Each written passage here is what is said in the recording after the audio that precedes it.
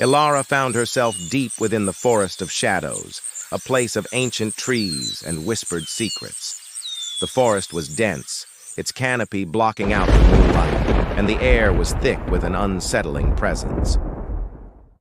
She had been taken from her burning home, marched through this dark forest by warriors from a distant land, and now faced an uncertain fate. As she was led through the forest, blindfolded and bound, she couldn't shake the feeling that something was watching her from the shadows, something far more dangerous than the warriors who had captured her.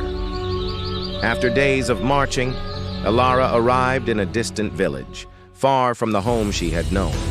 The village was fortified with tall wooden walls, guarded by fierce warriors who showed no mercy. Here, Elara was sold into slavery, forced to work in the fields and the kitchens, her once bright spirit now weighed down by the harshness of her new life.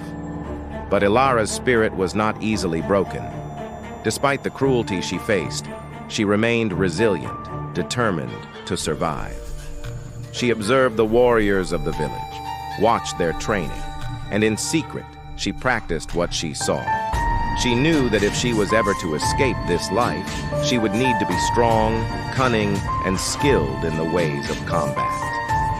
One day, while practicing in secret, Elara was noticed by Kofi, an elder warrior of great wisdom and strength. Kofi saw potential in her, a spark that reminded him of the fire he had once carried as a young warrior. He offered to train her, and Elara, eager to grow stronger, accepted. Under Kofi's guidance, Elara learned to wield the spear and sword with precision. She became swift and agile, mastering the art of stealth and strategy. Her beauty, once soft and gentle, now carried the fierce glow of a warrior's spirit. Years passed, and Elara became one of the most skilled warriors in the distant village. But one day, the chieftain announced a plan to invade a faraway land, a land that Elara knew all too well. It was her homeland, the village where she had grown up, where her people still lived. The thought of her village being destroyed filled Elara with dread. She had trained for this moment, but she knew that fighting against her own people was something she could never do. Instead, she vowed to protect her homeland, even if it meant turning against the warriors who had trained her. The day of the invasion arrived. Elara marched with the warriors, her heart heavy with the knowledge that she was returning to the place where her journey had begun. As they approached her village, memories of her past flooded back. The warmth of her home, the faces of the people she loved, and the terrifying night when everything had changed.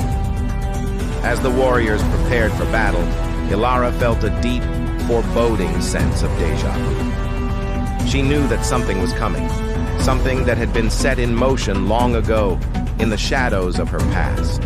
The battle was fierce and chaotic.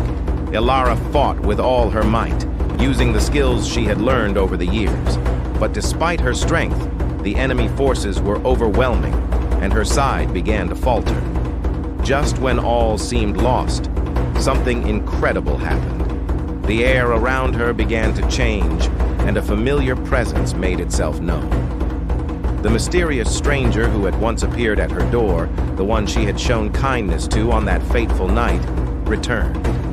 But this time, he was not the frail, shivering man she remembered. He was a powerful spirit, a guardian of the forest, and he had come to help her once again. As the battle raged on, the spirit stood beside Elara, his presence both terrifying and awe-inspiring. The enemy forces, sensing his power, began to retreat in fear. Elara fought with renewed strength, her heart filled with the knowledge that she was not alone. Together, they turned the tide of battle, driving the invaders back and saving her people. When the battle was finally over and victory was theirs, the spirit approached Elara. With a voice that echoed with the wisdom of ages, he revealed the truth that had been hidden from her for so long. On that stormy night when Elara had invited the stranger into her home, she had unknowingly saved herself from a terrible fate. Her hut had been haunted by a malevolent spirit, a dark force that had lingered there for generations, feeding on the fear and despair of its inhabitants.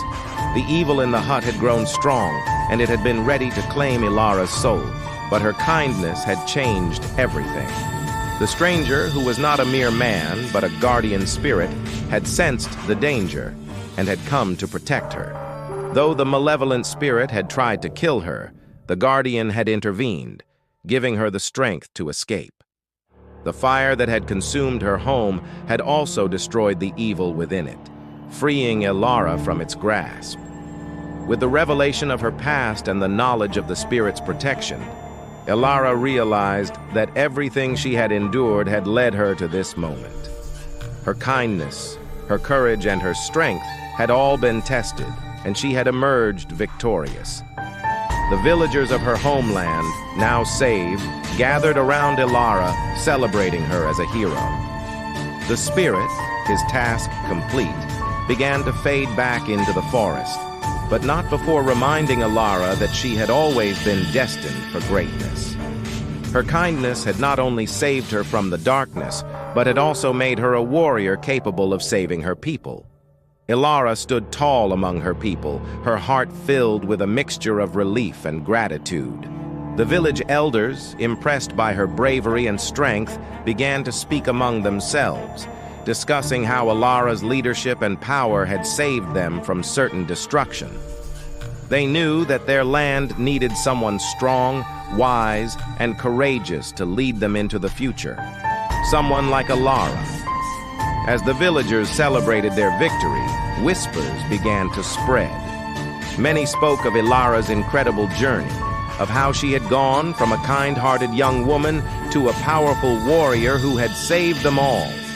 Her story became legendary, and soon the village elders started to discuss the possibility of making Elara their queen. After all, who better to lead them than the one who had shown such strength, resilience, and wisdom? But as news of this spread, not everyone in the village was pleased. There were those who grew envious of Elara's newfound status and the admiration she received from the people. They wondered about the source of her power, the mysterious spirit who had helped her, and the strange events that had surrounded her rise. Among the villagers, a small group began to form, driven by jealousy and suspicion.